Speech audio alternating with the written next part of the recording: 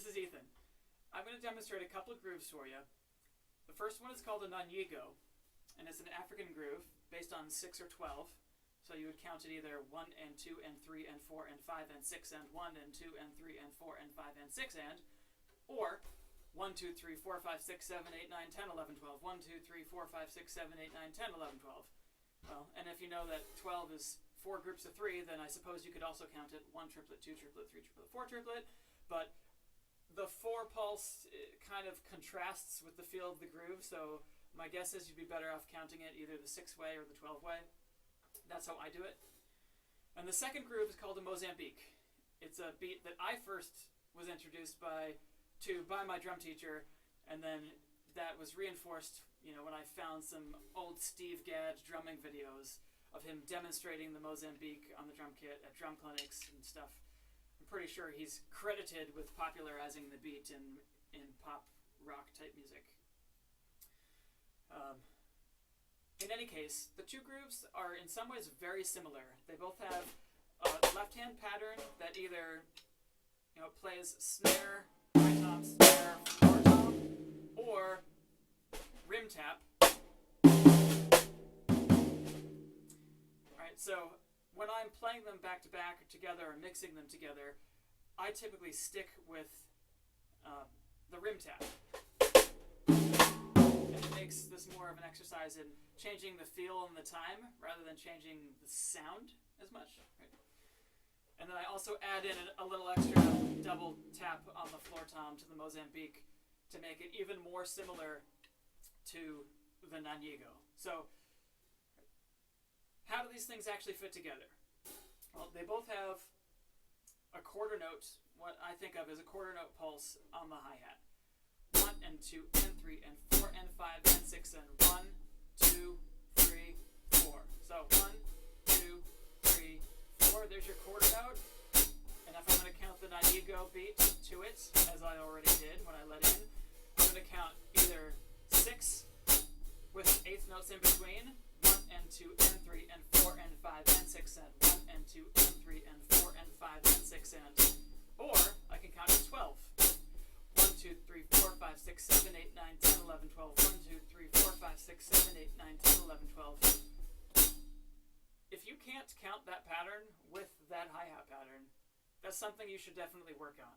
For me, it's an absolutely crucial part of really tightening up these grooves, making them solid, and giving me the mental freedom to sort of dither back and forth between the two grooves or solo over it. For me, the counting is the part where if I can count it and play it at the same time, I know I've really internalized the groove, and that if I kind of go off on a strange improvisational tangent, I'm not going to suddenly find myself wondering where the beat is. And if I can't count it and play it at the same time, and not just think I'm counting it, but count it out loud, then all bets are off. Right? So I know for me, when I'm practicing, if I think I've got a groove down, or I think I've got some independence exercise starting to click, if I can't count out loud as I play it, that's the ultimate litmus test for me to know that it's not quite where it needs to be yet. It's not gig ready. It's not the kind of thing that I can seamlessly jump into and out of without, as Ben Riley says, get jammed up in something. Okay? So I showed you how to count the Nanigo, and now I'm going to show you how to count the Mozambique. Well, this one's really easy. Most of us are pretty comfortable with 4/4, living in the world of rock and roll. 1, 2, 3, 4. 1, 2, 3, 4. 1 E and a 2 E and a 3 E and a 4 E and a 1 E and a 2 E and a 3 E and a 4 E and a just standard 16th notes. So what does that look like back to back, switching from one to the other? 1 E and a 2 E and a 3 E and a 4 E and a 1 E and a 2 E and a 3 E and a 4 E and a 1 and 2 and 3 and 4 and 5 and 6 and 1 and 2 and 3 and 4 and 5 and 6 and 1, 2, 3, 4, 5, 6, 7, 8, 9, 10, 11, 12. 4, 5, 6, 7, 8, 9, 10, 11, 12. 1 E and a 2 E and a 3 E and a 4 E and a 1 E and a 2 E and a 3 E and a 4 E and a. Alright? So now I'm just going to put in my bass drum, which falls on the 2 and the 4. 1, 2, 3, 4. 1, 2, 3,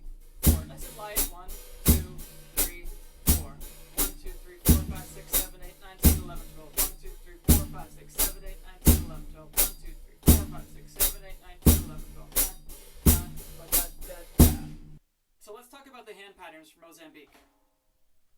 This is what's called a linear pattern, because your hands basically play an alternating pattern. If you ever practiced out of stick control, it's just pages and pages of right, left patterns. Right, left, right, left, right, left, right.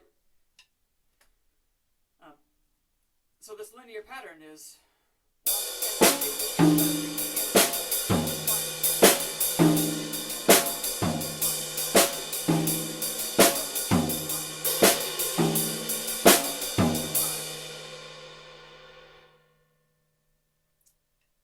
in the basic interpretation of the Mozambique, the two hands never play at the same time. It's just a right-left pattern where the left hand plays one and one and one and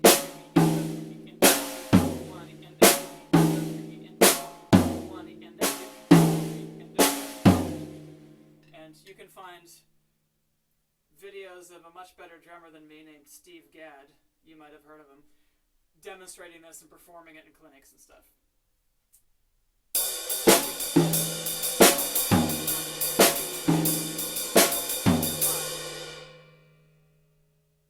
Now, in my opinion and in my head, the Mozambique and the Nanigo are basically siblings.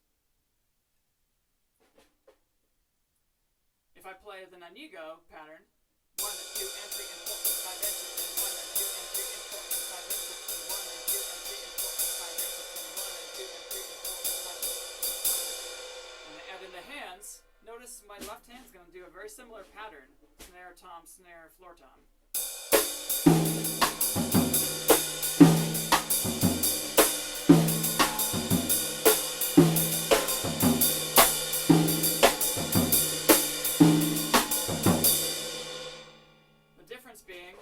It's a 6 or 12 based groove, and number 2, that it's not perfectly linear like the Mozambique. My hands do overlap. 1 and 2 and 3. The and of 6 lines up on the floor tom at the end, and 1 and 2 and 3. The 2 turn tap lines up with my right hand. 1 and 2 and 3.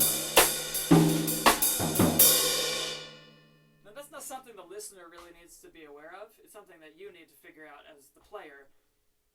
And what I do when I'm playing these back-to-back usually is to add a second floor tom beat to the Mozambique to make it feel a little bit more like the Nanigo. 1 and 2 and 3 and 4.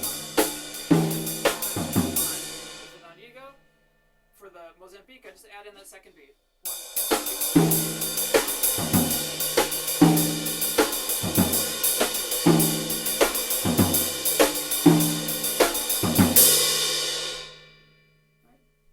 To me, that makes them closer than cousins.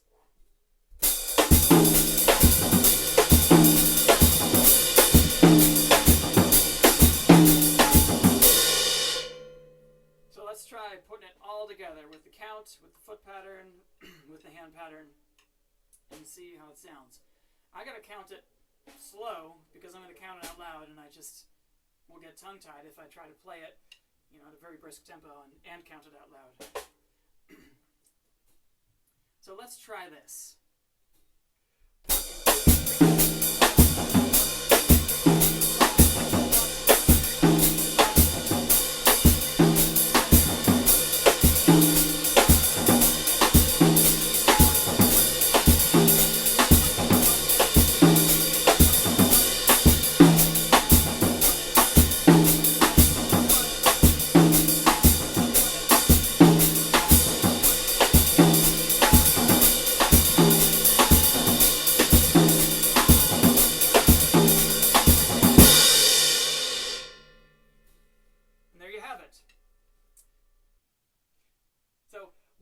Technique that I like to use with grooves like this is to play them at very different tempos.